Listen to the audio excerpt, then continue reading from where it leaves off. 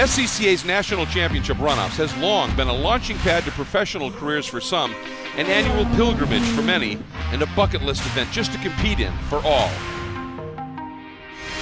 This weekend, it is also a test extraordinaire, as for the contenders, Sonoma Raceway awaits.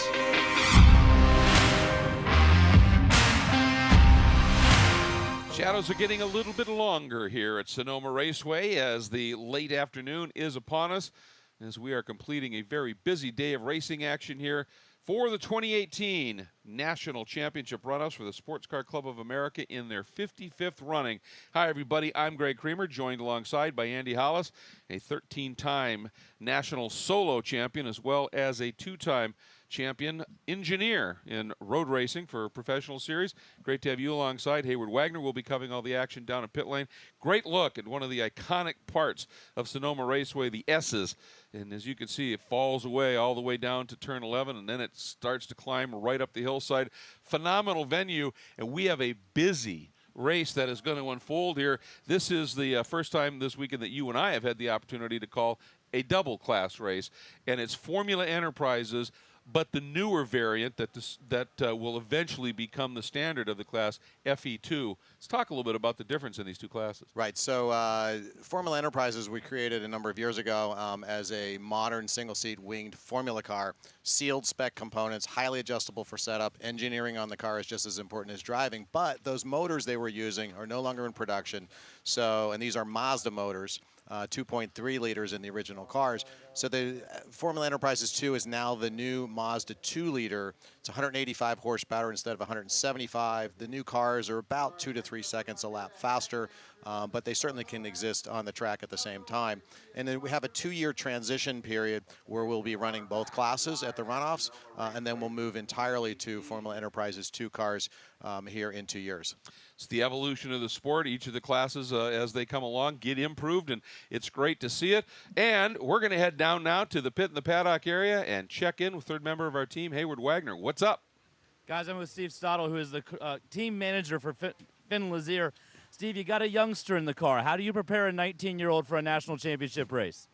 Well, he's pretty experienced, and he goes over his video a lot. He also goes over data.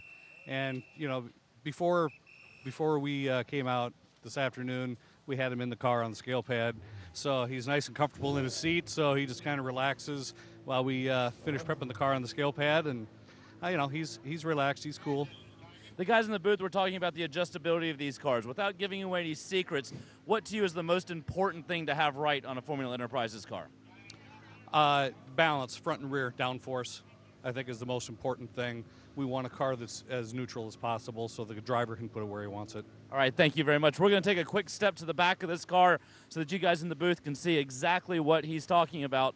If you look at the back of the Enterprises car, you have the dual element wing, the inboard suspension. This is pretty state-of-the-art stuff. This is what you would see more or less on a Formula Atlantic, Formula Continental. Really true trick race car parts here on the back of these guys. Yeah, absolutely. I mean, Van Diemen, that builds the chassis, is a company, a constructor, if you will, that has excelled for many, many years. And if you're wondering what's the Enterprises part of it, it's a class that is created by SCCA Enterprises, the constructor arm of SCCA, if you will. So they just decided to throw that name in on it. That's right, because they're the ones that build the motors. They make sure that all the parts are sealed and spec. Therefore, there's no advantages to any particular team as far as the drivetrain goes. But the engineering on the car, as far as how you adjust the wings or the alignment on the car, the weight jacking, all that sort of thing, that's something that the engineers can do. And it makes a huge impact at a course like this on how the car performs.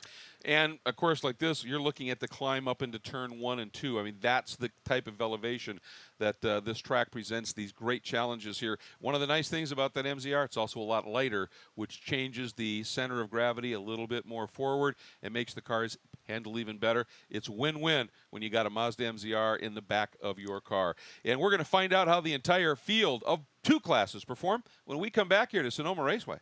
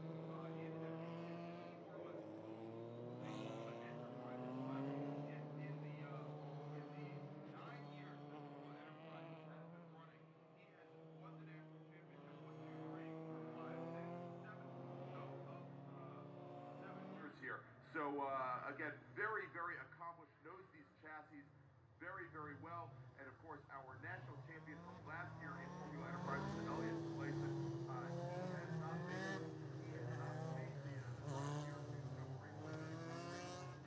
so we've got our first Formula Enterprises 2 led by Finn Lazier.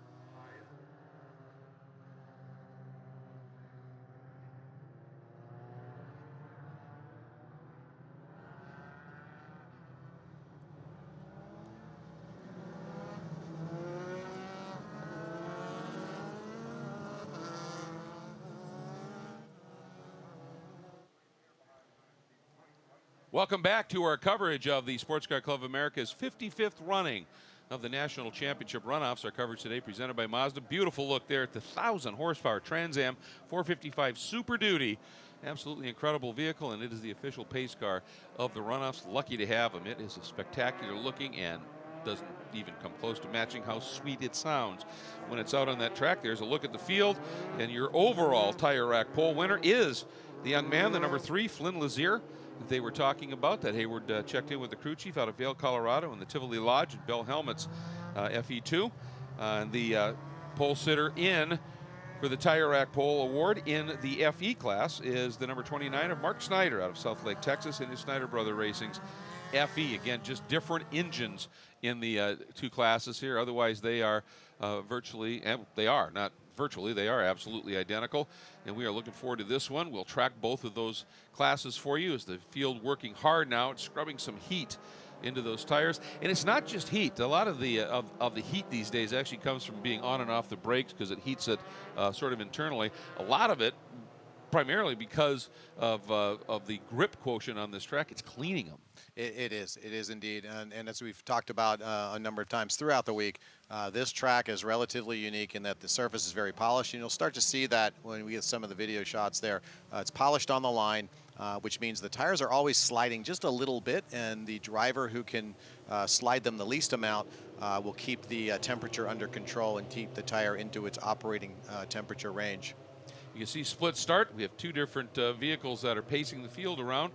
There goes the Trans Am Super Duty. So now the field under control of the 3 of Flynn Lazier, as we are getting ready to go. And you can just see the rest of the field heading into turn 11. We are green, and it looked to me like a possible great launch by Liam Snyder. And they got waved off. And I thought somebody went way early. And I think that was exactly what happened. And as a result, they got waved off. So the clock now starts, the lap counts start. So, you know, when that happens, it's very frustrating for everybody else who's done a great job of, you've got the second group coming up, and you can see the wave off there. It's frustrating because everybody else has done something right, but for whatever reason now, you just lost one of your laps of racing that you worked all season to get here to be able to enjoy. Well, you have to say it's a little tricky there because there's a turn right before the start-finish line, and the car on the inside is always going to drive a shorter distance just because that's the way turns work. So even if you're paired up and you're driving exactly the same speed, you'll get there sooner, so you actually have to back off. But tactically, you don't want to be backing off of the throttle because you're about to get the green flag. So you sort of play your cards and make your best guess as far as when it's going to come down. Yeah, and you really have to do that. Real quick, talking about development. Obviously, there's different engines in the two classes, but FE hasn't changed in that class. Yet, when you take a look at qualifying, the track record at 140.9, qualifying at a 37.5. FE track record a 139.2, qualifying at a 35 flat. There's been some big gains somewhere since these cars and drivers were last here, obviously. And I would anticipate by the end of the second lap, we should have some new track records based on qualifying. I think you're right, and I think what we see there, Greg, is just the fact that we haven't had a big deal event like the Runoffs at this track.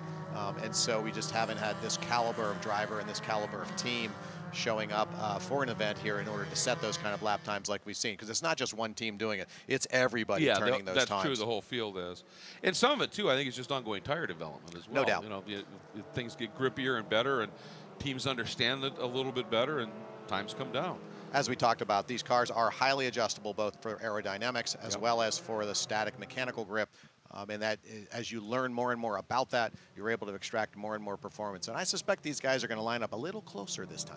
I would think so. And We are getting ready to get this one underway again. Now, the interesting thing for that second group, for the FE cars, they have to sort of self-police to keep that gap, and they've done a nice job of that. Hopefully we'll get a good start this time. Again, Flynn Lazier in the green number 3, working the car. You can see in the background, there's the FE field making its way around, so there's a good, healthy gap here. And we are now making that last turn onto the front straight and the start stand. Field looking a lot better, and the green comes out. That was nice indeed. And Lazier has just a nose ahead, but trying the outside is Snyder. Finally tucks back in, tried to cut back underneath, and he found Scott Reddick right there. He had to just breathe it for a second, and Reddick realized that's going to be an incident. He backed off too. Everybody got through clean. For a minute there, I wasn't that optimistic. They did a beautiful job. All right, here comes the front row. Snyder and Brandon Chappell in FE. Green flag flies for them. And you can see a couple of people making a big jump early. They knew it was going to probably go green. And that's when you're in that second group, sometimes you'll try and take advantage of that if you can.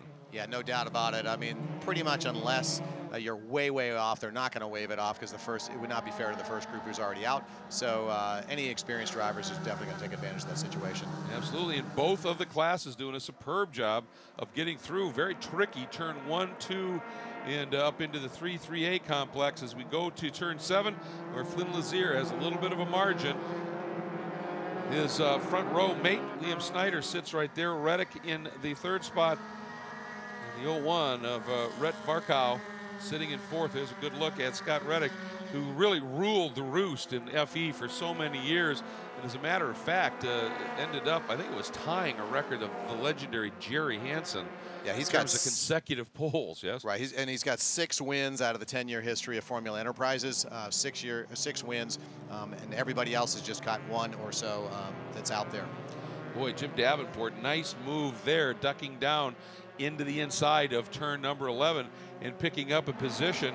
And this is a guy who's got a fair amount of experience here at this track. Not a lot in FE. Jim Davenport, a 2-time champion in Prototype 1. Very accomplished driver, and is going to put that to good use.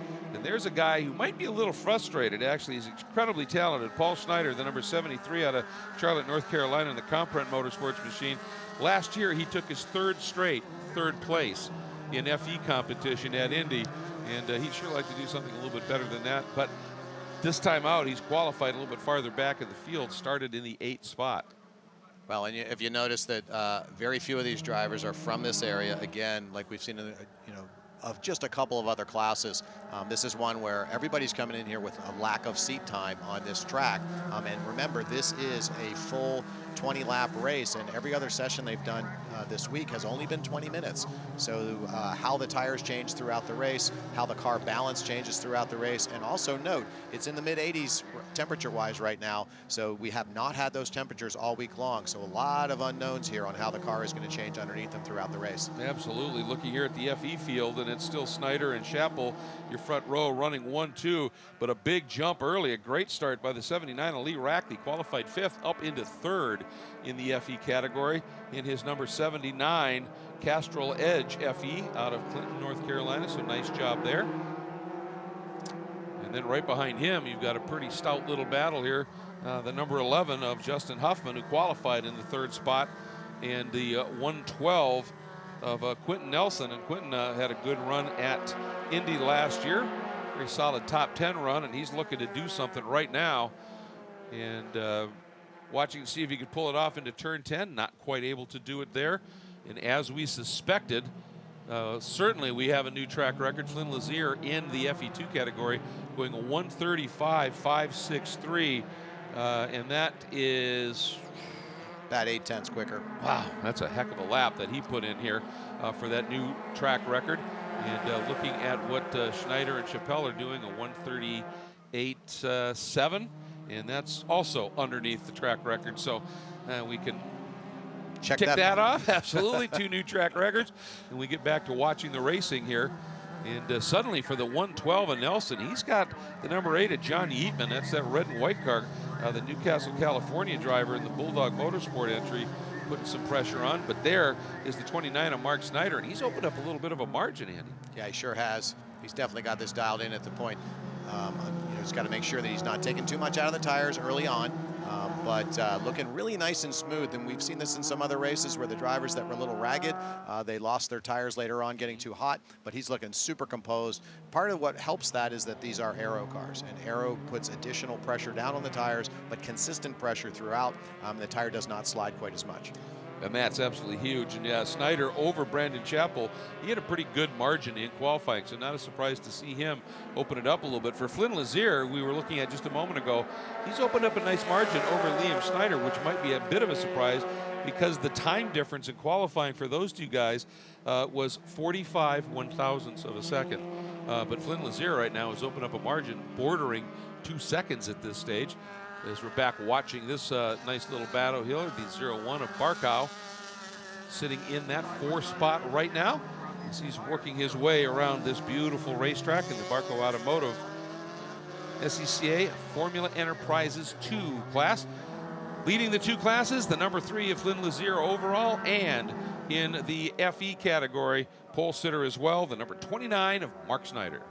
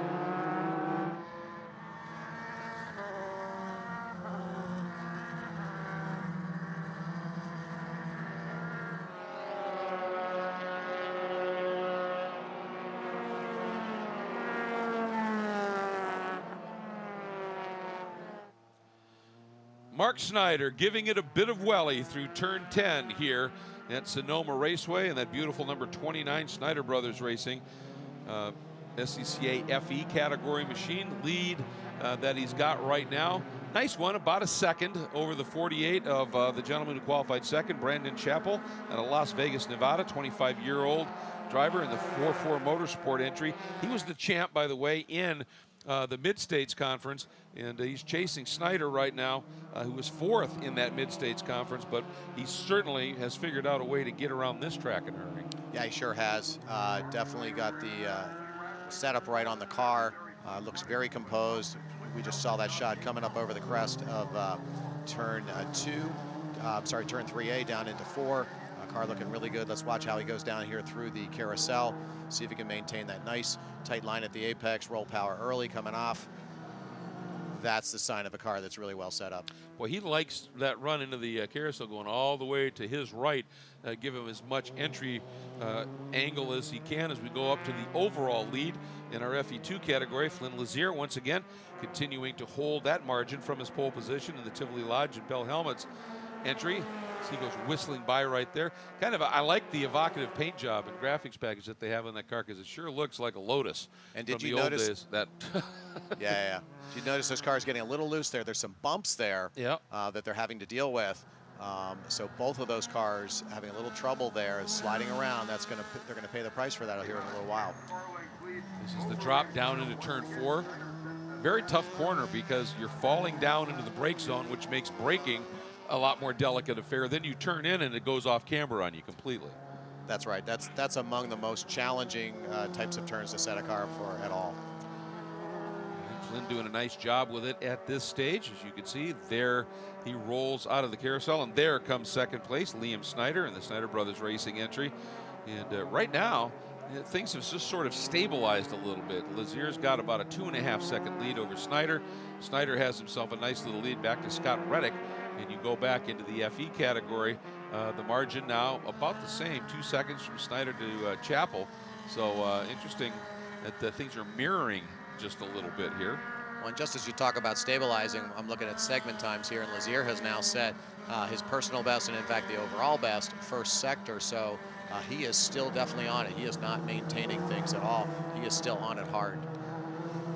Here's Here's one of the best battles on the track right now. We're following the number 112, that bright yellow car, the number 112 of Nelson, Quentin Nelson, as he is trying to figure out a way to sneak around that red and white number 8 entry of John Yeatman, the Bulldog Motorsports machine. And the urgency right now for Nelson is the simple fact that the number 70 of Clennenden out of Marietta, California, he's got a lot of time on this track, and the Precision Stonecutters machine is starting to put some pressure on at this stage. So good little scrap here in this FE category. This fight for 5th right now. That's turn 10, again considered. There's so many great corners here. I mean, the S's as a whole are pretty spectacular, and you've got the great elevation changes at 2, 3A, dropping down into 4. But turn 10, that's the cinch it up corner. That's the one where you need to flow huge speed, and there's not a ton of runoff there. It really is, and the visibility is a challenge there as well, because when you come down through there, and we ran some laps in rental cars here the other day, and when you come down through there, you have to look through a chain link fence on the right to try to pick up an exit marker, because the turn is very, very blind. There are walls in there. You can't see it. You pretty much have to send it in and recover on the backside if you're a little bit off, and hope you don't get into the dirt there, because there is dirt on the exit, and once you get to the dirt, the wall is nearby. Yeah, it's very true. And you know, we got a lot of that beautiful California wine country dust and sand around here. Well, that's right. But that sand is great for growing grapes in it, but it is terrible for grip. That's a fact. That's a fact. It does one thing incredibly well. Boy, this is a good battle now that's sort of jumped up here. Second in the FE category, the 48 at Chapel, and under huge attack. In fact, has been now passed by the 78 of Rackley.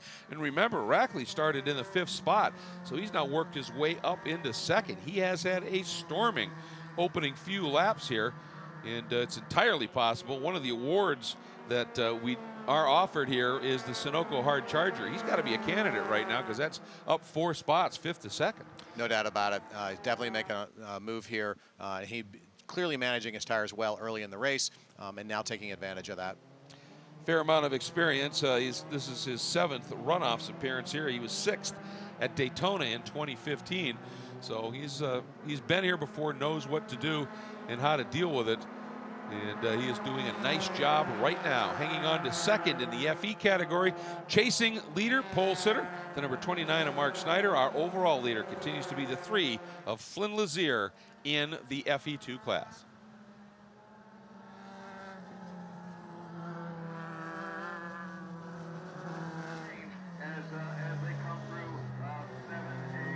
Lee Rackley continues his charge. He has been a man on a move, runs a little wide, drops those left side tires, and that's that diabolical turn 4 we're talking about, where it's easy to overcook it as you fall into the brake zone, and then when you turn you realize, oh, I'm not going to make the exit, and the lefts drop off.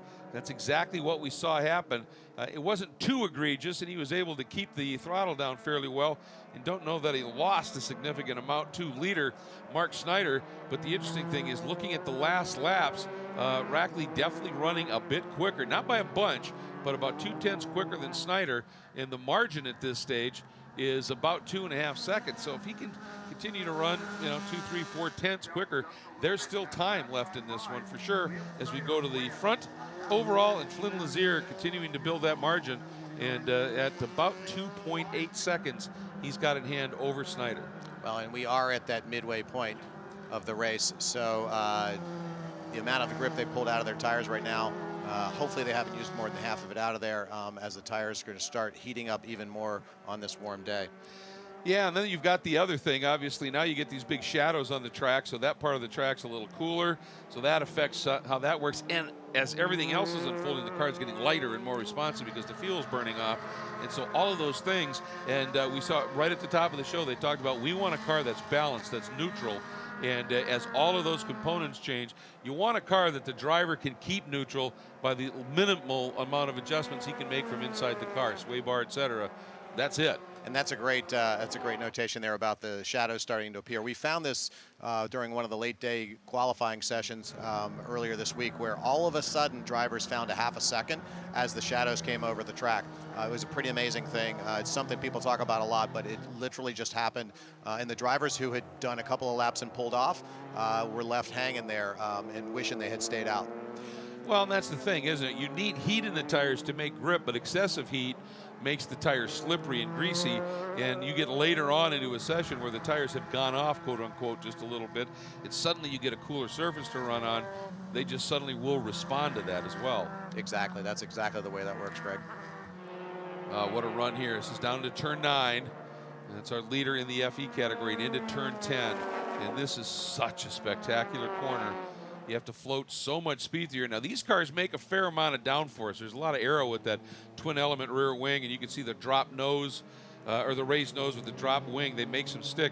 So you don't see them too sideways through too many corners, because what happens if you get too sideways, you're just spilling air off of those wings. And the other part of it is when you've got that kind of downforce, why slide it? That just hurts tires. That's exactly right. And here's a fun little fact. So that's Mark Snyder there, who's leading the way right now in Formula Enterprises. He's got a twin brother, who is Liam Snyder, who is our second place driver in Enterprises too.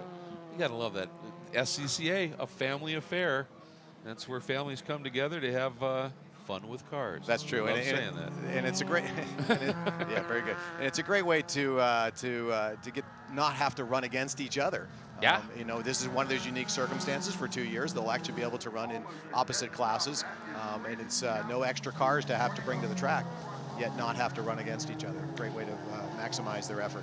Yeah, absolutely. And you know, this red and white machine of Yeatman that we're watching there, chasing the blue number 11 of Justin Huffman. Huffman qualified well, slipped back a little bit, has fought his way back up into third, but Yeatman has jumped up from the 7th spot into that chase. Is that the number 48? Yeah, looks like 48. That's Brandon Chappell. Sure is. That's one of our FE2 drivers. Now check that, he was outside pole in FE. Yes. Boy, that's a big development. But he was a fair ways back, though. Yeah, something has pace. gone wrong, and he's just pulled off. So, boy, that's frustrating when you qualify in the front row and you think, I got a shot here, and then you have something like that happen. There's a look at the number 11 of Huffman, who dropped back outside of the top 5 briefly and has augured his way right back into contention here. And his qualifying time was a good 1:38.4, a few tenths clear of the people that he ended up behind on that start. So he's worked very hard to reclaim that 3rd spot here. And with Chappell out, that should really promote him up into 2nd and put Yeatman into 3rd. As those shadows continue to grow, the other thing that happens is climbing that hill Right. up into turn 2, you're going to have the sun right in your eyes, making this a much more challenging race to finish off fast. Yeah, very much so. And I was out on corners earlier in the week, and there were some times where it was just blinding for those drivers. Battle for 5th here in overall in FE2. That's the number 23 of Davenport. That's Jim Davenport, the 2-time Prototype 1 champion, and the 73 of Paul Schneider in the Comprend Motorsports entry, as he's trying to get up there and crack that top 5. Bit of lock up there as he is in full attack mode, as we are just past the halfway point in the run to the medals in Formula E2 and Formula E.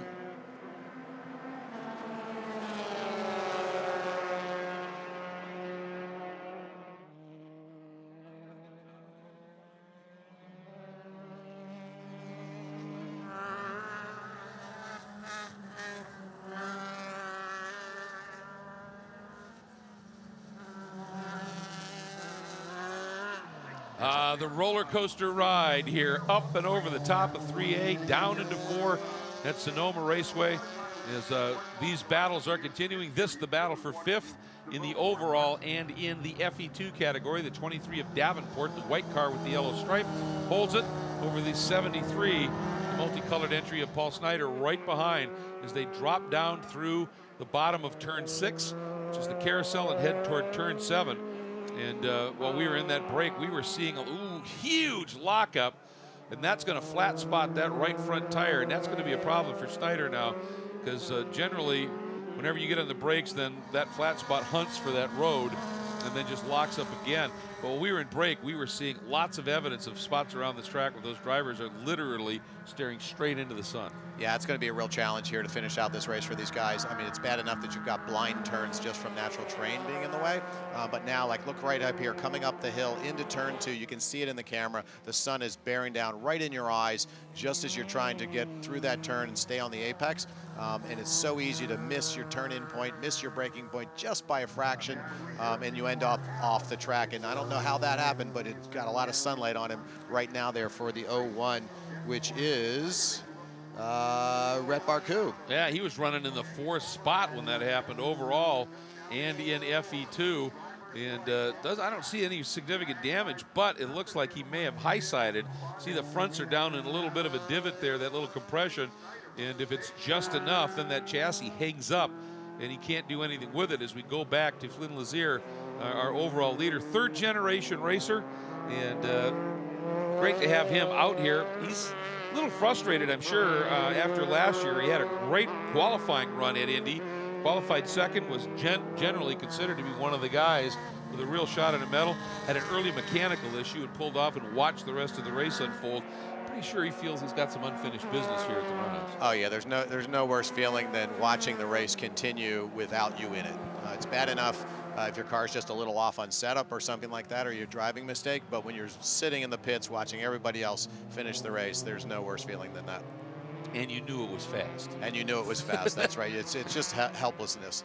That's, yeah, the speed element's the twist of the knife. You know, it's like, okay, great, I had a problem, but so he is really clocking the laps here and doing a superb job, starting to close in on some traffic. And obviously when you've got 2 classes and you have that big of a split between the 2 classes at the start, it's going to happen here.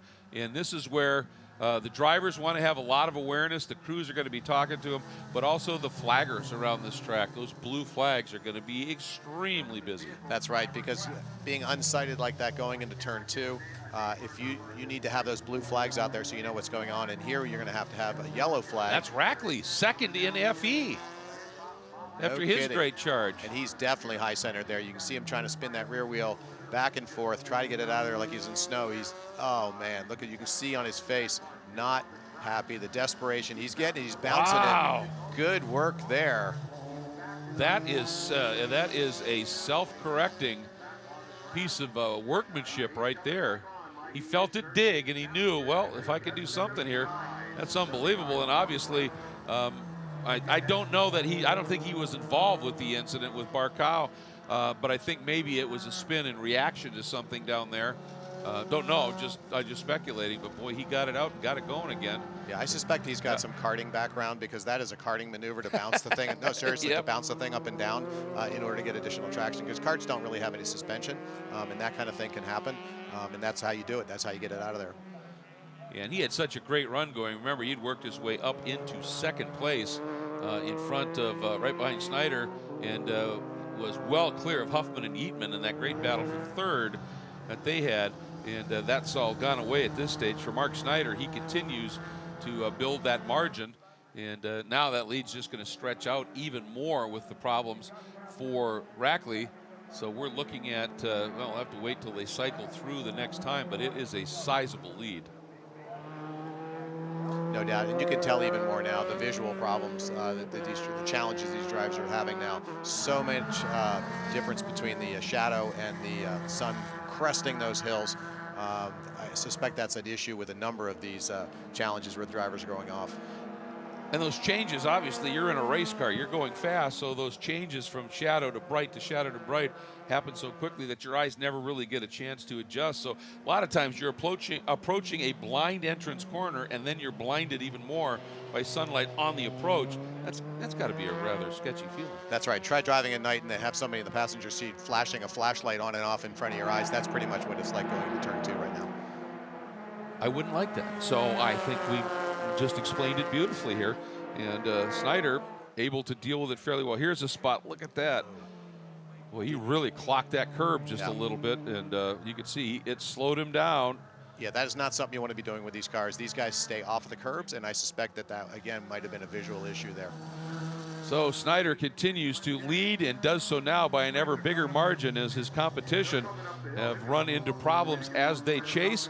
And up front overall, Flynn Lazier continues to hold on over the other Snyder, the number 28, by about 4 seconds. And we have 5 to go here at Sonoma Raceway for SCCA's National Championship Runoffs. Stay with us.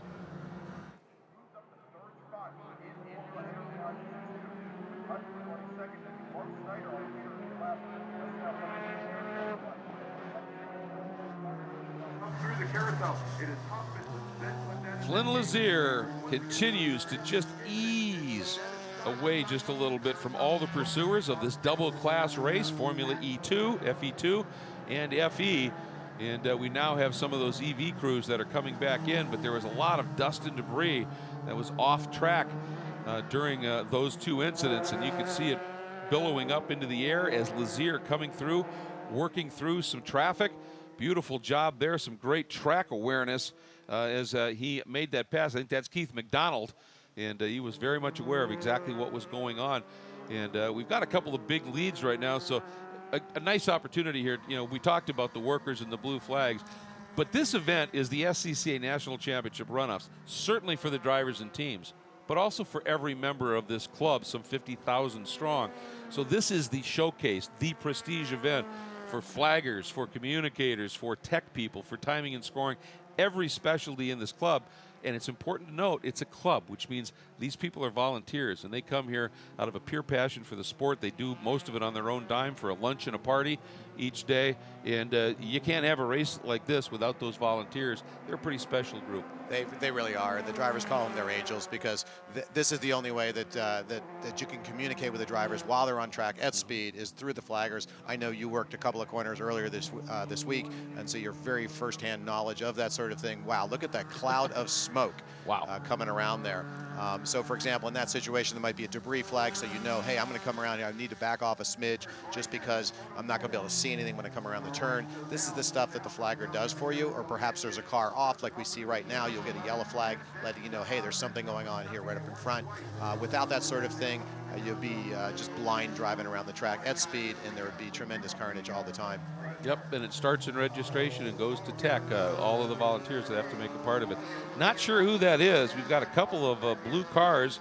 It could be the number 10 of McDonald from the FE2 class. It could be the number 11 of Huffman from FE, so we're not exactly sure. Ooh, Scott Reddick, big loose moment as he comes down the bottom of the carousel in his number 17 entry that he runs from Alliance Autosport with Redline Oil support on it, sitting in a 3rd place right now. Check that. Yeah, in 3rd place. Then Davenport sits in the 4th spot, and Schneider sits in the 5th spot. There is the number 29 of Mark Schneider continuing to lead comfortably now in the FE category. And last thing I wanted to say about the volunteers and workers of this club, you know, I mentioned it was about 50,000 members of this club. It's like having 50,000 family members, right? Because you all share this passion. And, you know, the number of times somebody calls and goes, I've never been to this part of the country, to this racetrack. Where are the best places to stay? What hotel should I stay at? And more often than not, the flag chief responds with, well, we've got a sofa. We've got this. It's like, come and stay. And that's what's absolutely wonderful about it. As well as great racing like this. And Yeatman now in that red and white number 8. Is closed in again on the number 11 of Huffman. This is for 2nd. Snyder's gone right now, so this is the battle to determine really who gets the silver and who gets the bronze, because the 112 of Nelson, has dropped off a little bit. And that was 8. That was Yeatman, wasn't it? Yep, John Yeatman in his pursuit. It snapped around on him down at the bottom of that carousel. We've seen cars about midway through that carousel. It's getting greasy right there. That's exactly right. And as we talked about before, you work that car hard early on, the tires start getting really, really warm. And with these temperatures being high, you're not going to have the grip when you really need it. And he needed it, but he didn't have it. And there's also a lot of that wine country days. That's right. As well. That's exactly right. Yeah, so you're dealing with a lot of different things here. Tires that have been pushed hard for a race distance for the first time, and lots of dirt, debris on the track. Yeah, that's the downside. Shadows. I mean, there's so much happening right now. This is a very challenging time to be driving a race car on a track as complicated and as technical as Sonoma Raceway. And there's a look at the 29 of Mark Snyder, and there's another cloud where somebody dropped a tire. And what happens is it just throws all that in the air. It's got to settle somewhere, and oftentimes it settles on the track itself. Yeah, no doubt about it. And then your tires slide a little more, you generate a little more heat, you lose a little more grip, and then you drop another couple of wheels off, and it just continues to cycle through. And Flynn has picked up the white flag. He is on his final lap here of the FE2 and FE National Championship run here. Pops into that sunlight, staring straight into it, up to the top, over the brow at 3A, back into shadow. You go right into this very tricky turn 4. And he's got himself about an 8.5-second lead back to the 28 of Liam Snyder. As you said, family to our leader in the FE category right now. Big day for them if they park a couple guys on the podium, one of them a gold medalist. Oh, heck yeah. Great family moment there. And I'm sure back in the paddock, they're going to be having a great old time here tonight to celebrate. Up into turn 7 for the last time. Flynn coming up on some traffic. I think that may be a recovering Yeatman. And Flynn, he's got a nice lead, doesn't have to do anything untoward, trying to force an issue here. And obviously he'll be relying on those very flaggers we were just talking about if need be. But I think he's got enough of a margin. He can just ease it back and just bring it across the line. And he's driven a beautifully judged race. He really was, and he hadn't turned the wheel wrong. The car is super stable. He has not been pushing it at all as far as sliding the tires around, maintained the tires very well throughout the race. Very clinical type of run at the front of the pack. Managed the race absolutely beautifully. The result, a gold medal for Flynn Lazier. What a great accomplishment for him. He's been chasing this for a little while here. He's come close and certainly has shown speed in the runoffs. But wow, what an opportunity, and he pounced on it this time. Beautiful job. There's your leader in the FE category, the number 29 of Mark Snyder. Out of South Lake, Texas, and Texas region. And he is absolutely thrilled, and he's got a little bit longer run here. This is his last time up into turn 7, and with everybody having the problems behind him right now, he's got a huge margin of almost some 20 seconds. Yeah, that's a huge margin in this track. And again, it's mostly, as you say, due to the problems the other people had, not so much well, he's certainly running a great pace himself, though. Well, I mean, I think an argument can certainly be made that it was his pace and the others trying to stay with him that created some of those issues. Good point. And that means that his speed directly affected the competition. When you win like that, it's kind of a satisfactory feeling, isn't it? It sure is. You're basically forcing the other guys to make the mistakes, as we talked about earlier. You know, so often here it's not about making legitimate passes in specific zones as it is about putting pressure on the other guys, whether from the front or the back, and it works both ways. Absolutely it does, and here he comes, a gold medal for the Snyder family and a silver as well for brother Liam. And obviously it'll be in the FE category. Snyder Huffman did hang on for a great second spot finish. And Yeatman, even with that spin, had enough of a margin. He will be able to still perhaps get that bronze medal draped around his neck. Overall, in an FE2, Lazier, Snyder, and Scott Reddick, who has been such a force in the FE category for so many years, adds another medal to his take. He's got a bunch of them, there's no question about it. I think this is his 13th podium. So that's a 13th medal that he will have earned here. Absolutely fantastic run for the top competitors. In fact, all the competitors, but certainly the podium and medal winners in both of the classes here in the FE2 and FE race. And we'll be back in just a sec to visit with them. Hayward will be meeting them.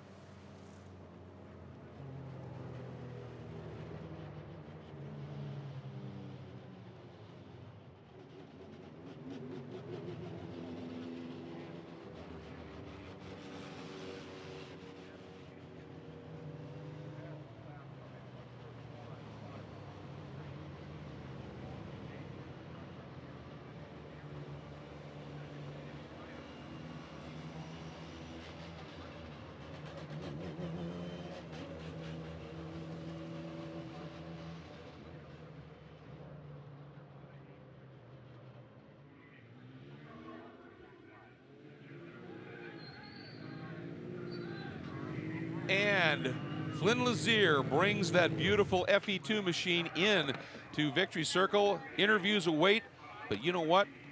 This is not the first gold medal at the Runoffs for a member of the Lazier family. It's the third gold for 3 generations.